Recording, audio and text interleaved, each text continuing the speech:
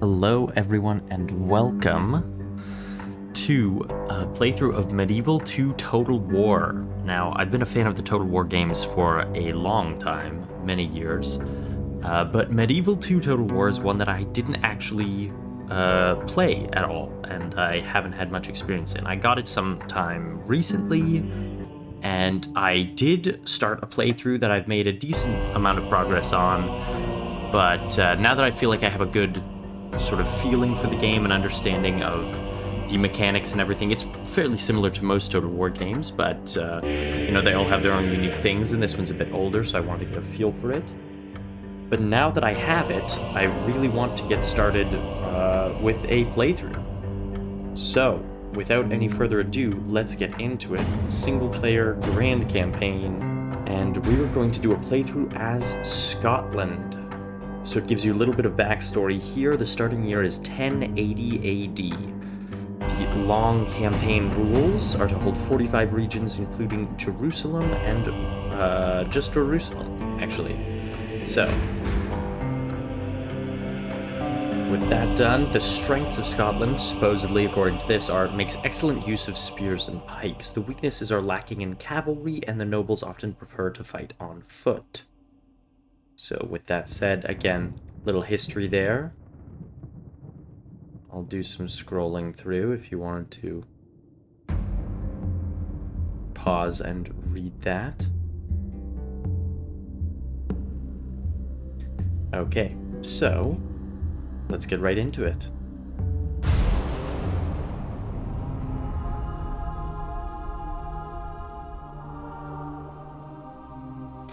Scotland remains at the mercy of the English. For though its people are strong-willed and defiant, they face a daily struggle against subjugation. Despite this, these courageous people fight for a future where they are at the mercy of no one.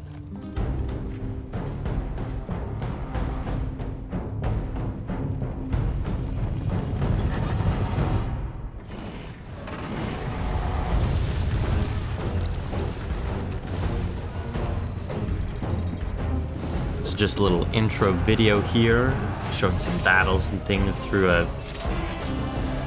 think it's weird that this kind of storybook lens, but I like the artistry of it. For the Scottish, to fight is to survive. To shake off the shackles of oppression requires a mighty hero to unite the clans and forge an empire. Look at that grin.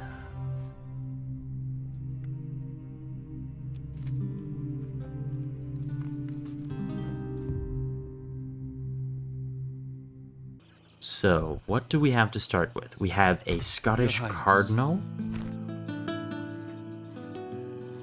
So, some traits there on the character page. We have a spy. Yes, my king. We have a diplomat.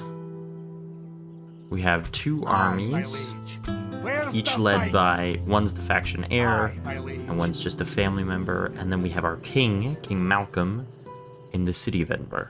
Aye, Captain. We also have a fleet, but it's just a single unit of cogs, a single ship. Command me.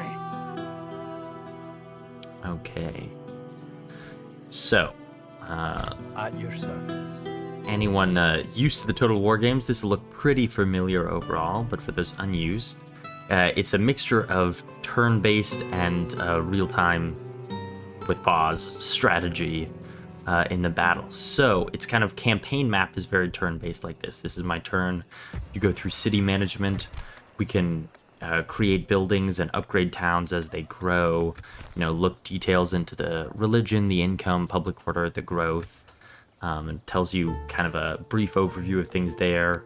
Change the taxes, recruit new units, stuff like that. Move our armies around.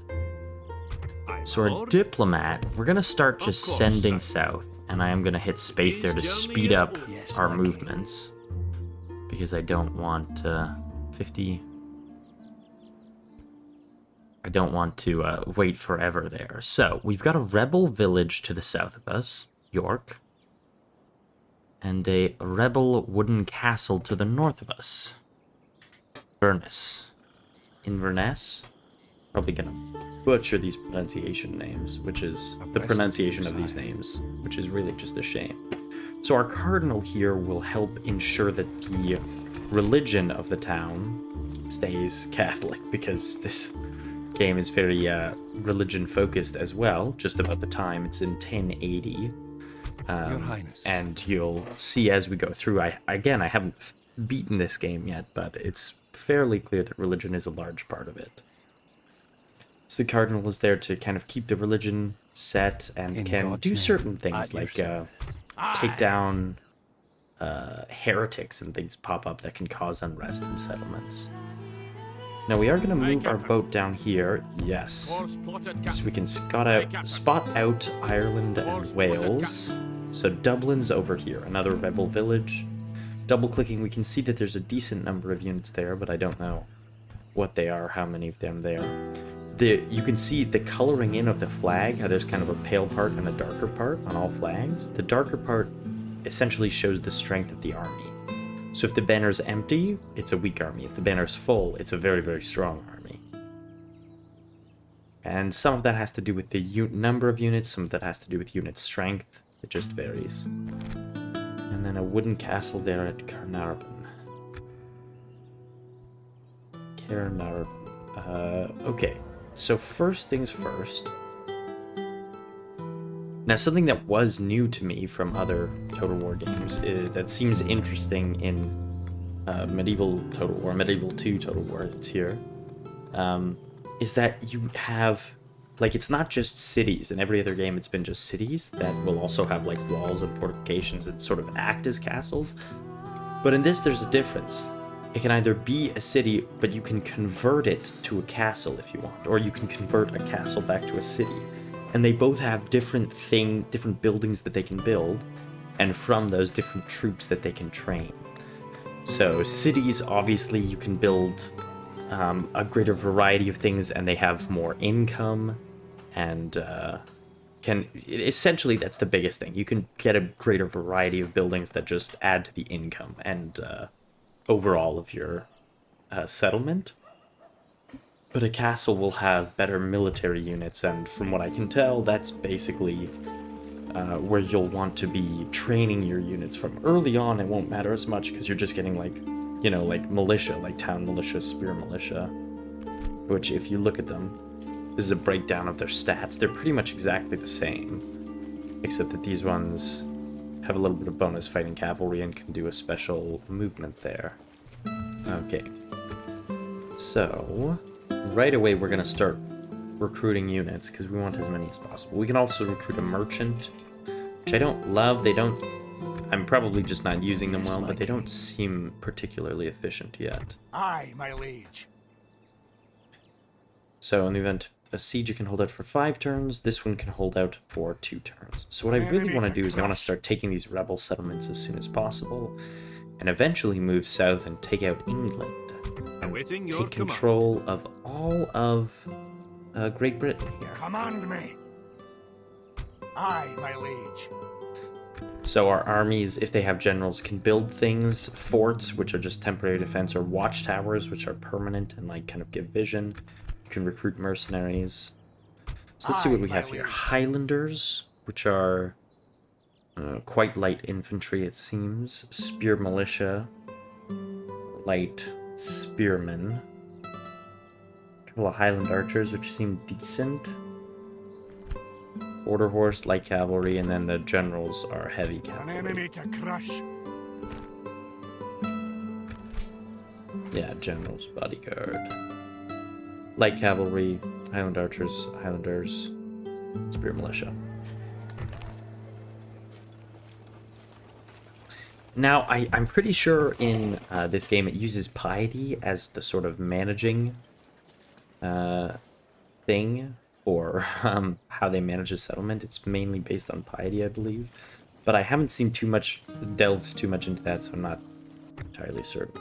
What do we want to build here? We right away want to build land clearance to improve farms and food production. That'll help give us a little bit more wealth and help it grow a little bit faster. We want this to grow up, become a big city. That'll be useful. But we can take our my king liege. out and begin to siege certain areas. So is he... He's got some command, not a lot. He's got even less, but the king has a decent amount.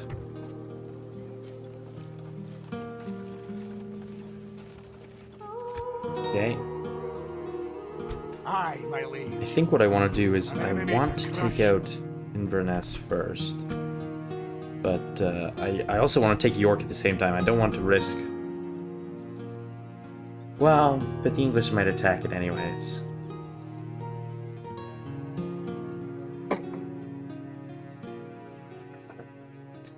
Really, what I want to do here, my goal is to... I want to take out a castle, and then I want to start making castle troops.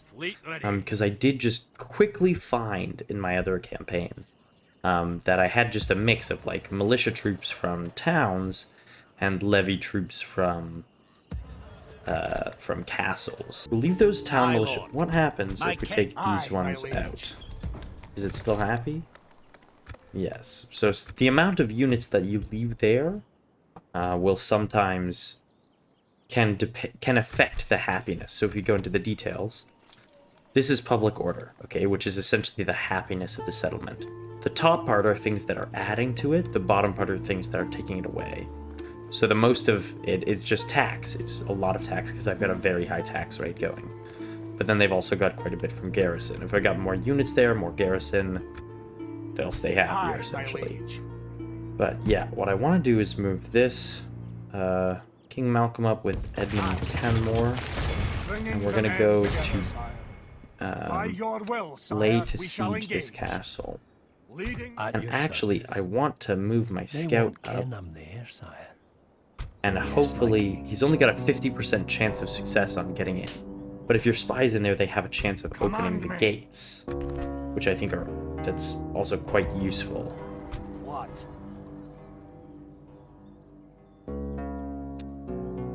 I want to move him straight down and go to battle there. Honestly, I think we do. I think whatever is in there, we could probably take it out with this army. Aye. You know, if you go into battle, which we'll see soon enough, you have the option of just auto-fighting the battle, letting the computer fight against itself, essentially. But your chances are much, much better if you control it. I think part of that is that, like, they just make it worse for you. And no, we don't need any mercenaries, we'll just hold out. We'll end our first turn there. A bride presented. Betrothed, Prince Edward. Isabel of Aberdeen. A young woman of fitting breeding and station has been discovered as a potential partner for this man. Would you like for the wedding arrangements to be organized now? Yeah, I think so. We'll get them married. And now we've been given a mission. Take rebel settlement. So the council of nobles. So essentially just the noble people that live in our land, the nobles, will give us missions from time to time. And this is just sort of like to spice up the game, essentially. There's quests that you can get like this. We have 15 turns to take the nation, to take the region, the settlement of Inverness, which is what we're going to do anyways. So we can zoom in on it. And we'll get 2,500 florins, which is the currency that they use. So good. Recruitment report shows everything we've recruited. Marriage celebrations because we're married. And then end of turn report. This essentially wraps everything up. How many recruited, how many battles fought, regions captured, won, troops lost, regions lost, all of that. And then finances. We spent a lot of money and did not earn that much back. And this is our ranking and everything. So we're 14th, 11th, 17th, 15th, 16th. There's a lot of people more powerful than us, but we've only got one region so far, so we will take our time getting there, and that is A-okay. Now, if I hit this button over here, there's Cauldron of Gold. This will predict our finances for the last turn. So with just one city here, even with a very high tax rate, we're not even close to earning enough for the upkeep of our city, for the upkeep of our armies here, and our fleet. So we haven't spent any money yet this turn, and even still, if we hit the end turn button, we're going to lose another 928. So we need to take over more settlements to give us more income. Where's the fight? Let's lay siege to York. They'll be begging for their lives soon. March! It is Those walls peasants, won't protect them. archer militia, and Is it spear time militia. to take the walls? So we should easily be able to take this if we fight it on the battle map. I bet you if we... We shall let's go slaughter to them, assault. Okay, so the balance of power is in our favor, so we could automatically resolve it, but we'll go in person. And since they're defending a settlement, they can't flee from the battle, so if it loses, all units are destroyed. Let's fight on the battle map. There'll be no room for mercy In my today. own campaigns that I play, like, All. not recording, I often will automatically do a lot of my battles, just for the sake of expedience, because I enjoy this sort of grand management part of it. But for this campaign, we're going to try and do them all in person, because it just makes the battles way, way more in our favor. Now, if we wait a minute here, we should get a speech. Battle speech. Ah, lads. My blood is up, and would be at battle soon. Let's do it!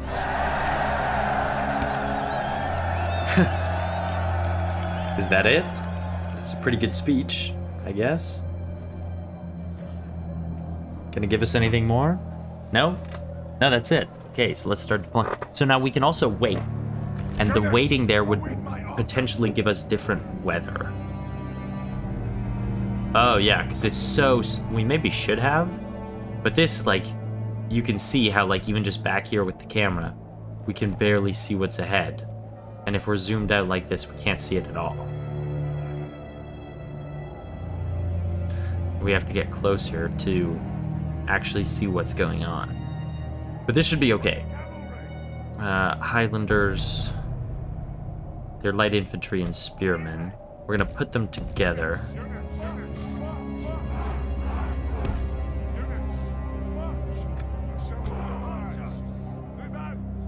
We're gonna put our archers behind them.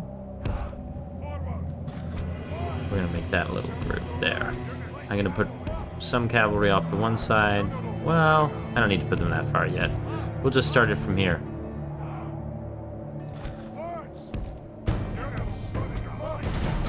I'm gonna speed it up a bit as we start to walk forwards. Now I can see where they are on the map, and you can change that in the settings, but from where we are now, we can barely see them. So here's what I want to do. I want to set up... Okay, sometimes the controls are a little wacky.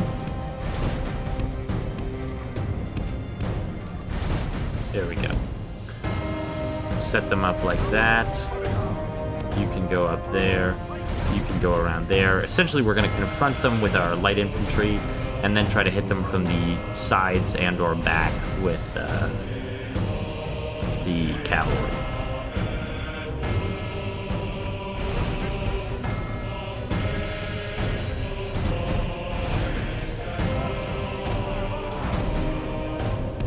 Gonna make them a little better suited to the close quarters there. Now I could have them run so that way they get everywhere that they're going faster, but we'll keep them just walking for now. So that they're not gonna tire themselves out. Because if they're tired when they run into battle, I will get them to run around there just to be a little more expedient. There is an opening from that side as well, so there we go. We'll have our cavalry form like a square over there. I want my general to be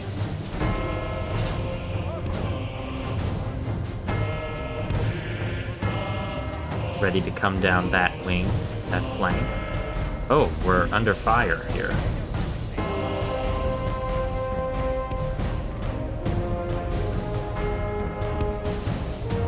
Okay, we are gonna split them up.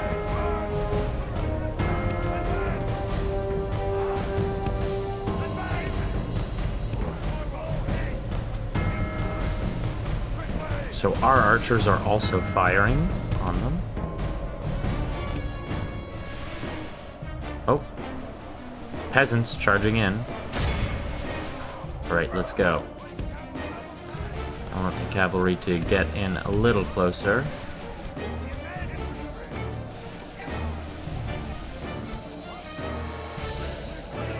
I'm gonna set them loose so that hopefully they get cut down by arrows less. The battle is very much in our favor. If we remain true and steadfast, victory will be ours.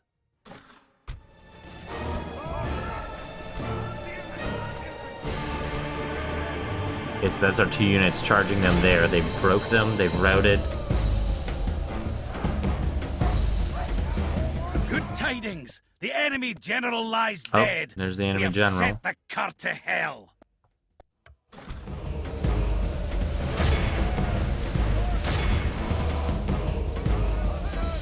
I'm gonna run my archers in. I don't want them to fire at will. General to blow his horn to motivate everyone.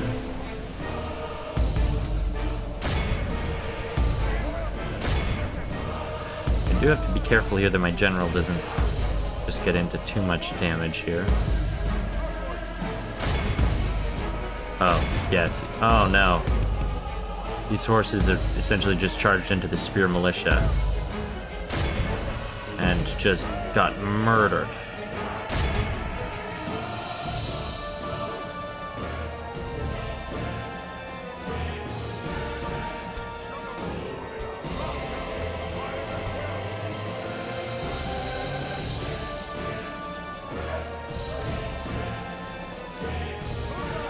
Only half the enemy force I don't want my remains. cavalry to completely die, so...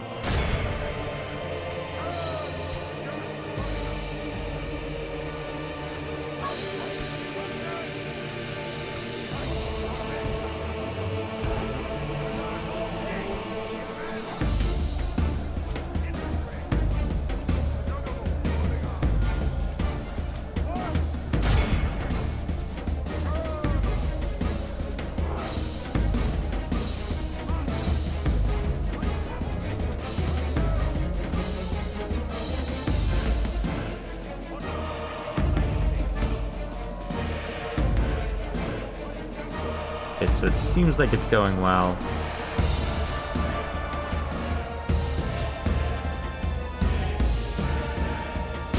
Yeah, I want to focus these guys on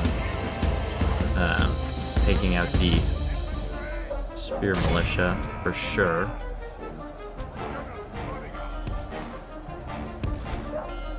You can focus on taking out the archer militia.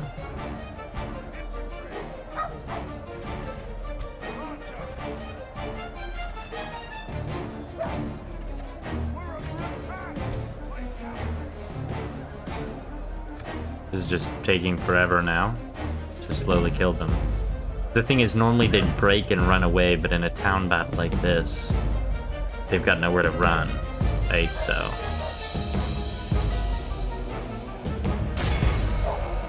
we'll charge these guys back in. Lord. Our men are in control of the city.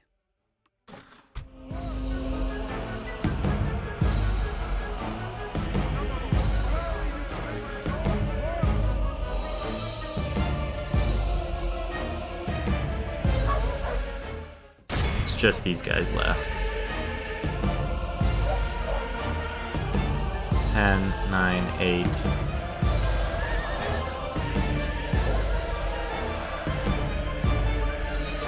Taking down the last of them. This is a clear victory that goes Finally. to only men of I great lost a virtue lot and more than I valor. should have. And I probably didn't need to, but yeah, it's okay. Certainly lost more of that horse unit than I should have because I charged them into spearmen.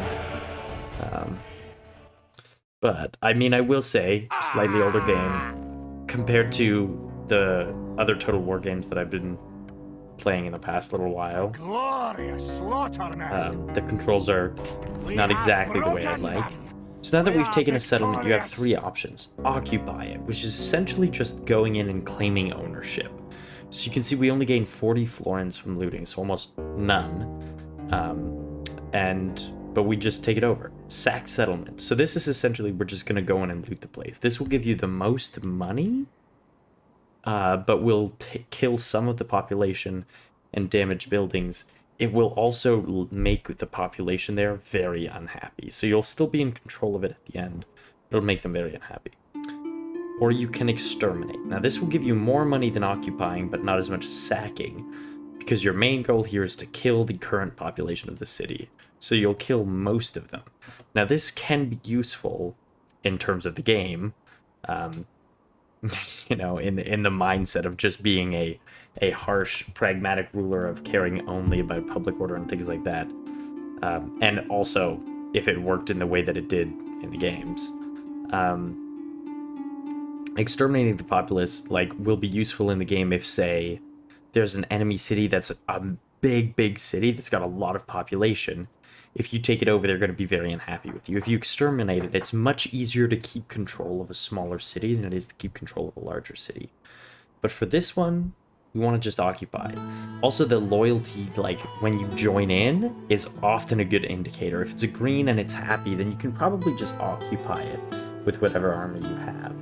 If you take over the city and even with your army there, it's red, then you might need to sack or probably exterminate. Sack the settlement option is, you know, that'll just make them more unhappy, but we're just going to occupy. So, trait decrease, Prince Edward, cruel leader. Going easier on the people has done enough to reduce his reputation for dread, because I guess he had a reputation of being a cruel leader. The enemy army routes, so that's the enemy army there, like, just is gone. You know, they're no more. Retinue expands. He got a shield bearer. So it's a little kind of entourage that he has.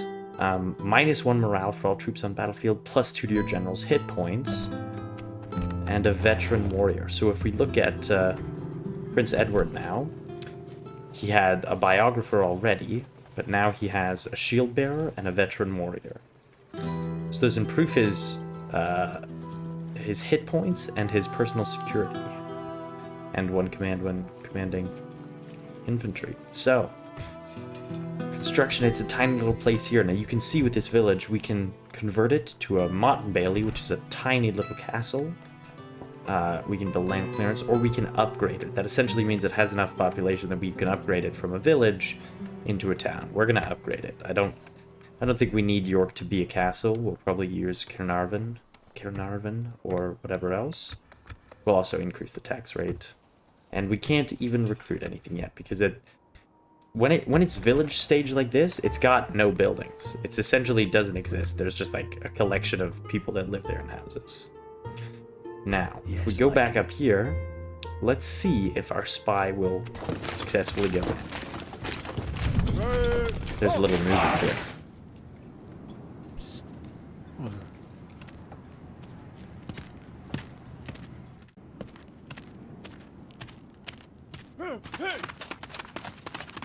Uh-oh.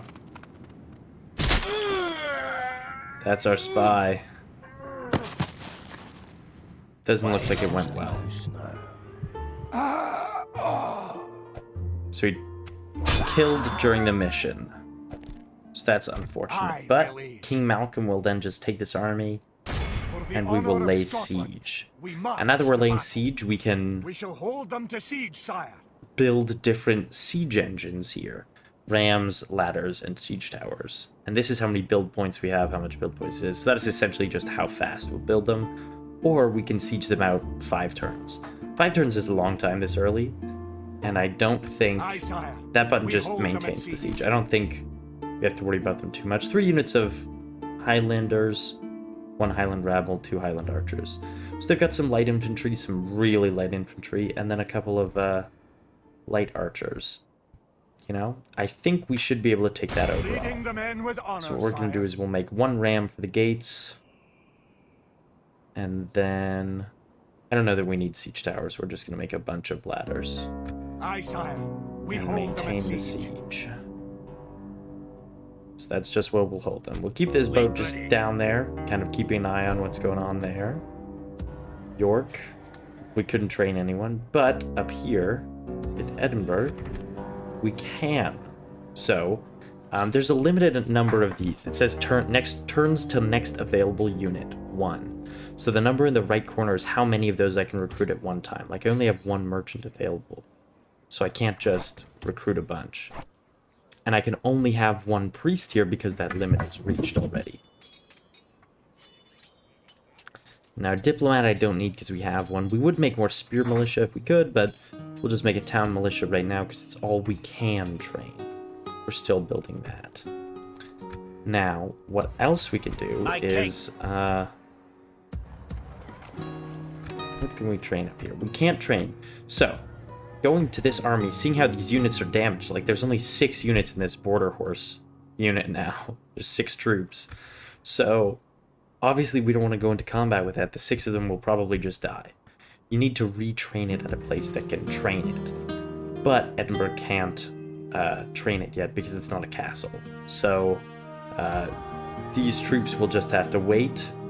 The spear militia, if we sent back there, could be retrained. These are the ones who'll have to wait. My king. But that being said, we're going to take this spear militia and the town militia and bring them up to join King Malcolm's army. Joining our forces. Which makes Edinburgh a little unhappy, but they'll be fine because they're going to recruit another unit next turn anyways, town militia. And you know what? We'll recruit a merchant as well, because what the heck? We have a recruitment slot.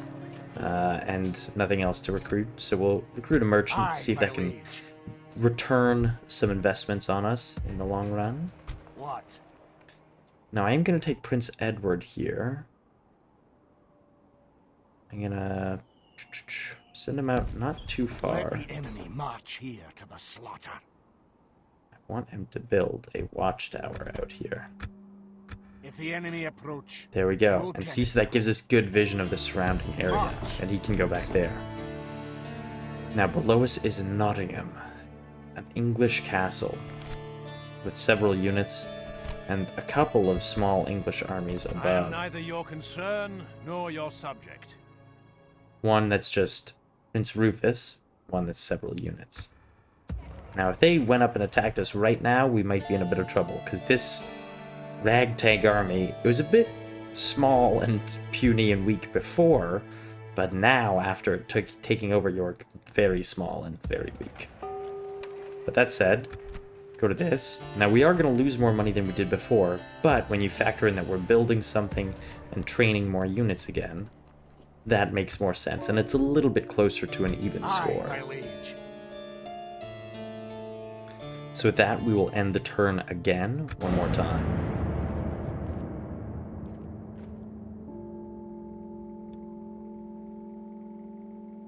England seems to be sending a messenger. We bring word for you.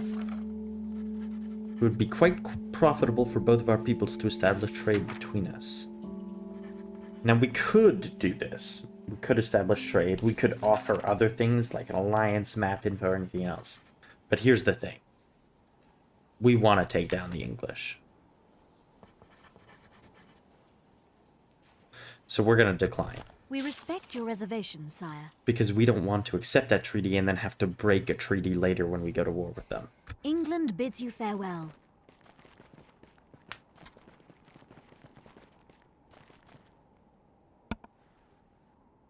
Okay. So you can see there's all these different factions going on at the top, but most of them we don't see. We can only see some of the troop movements of England due to this lovely watchtower we've put in here.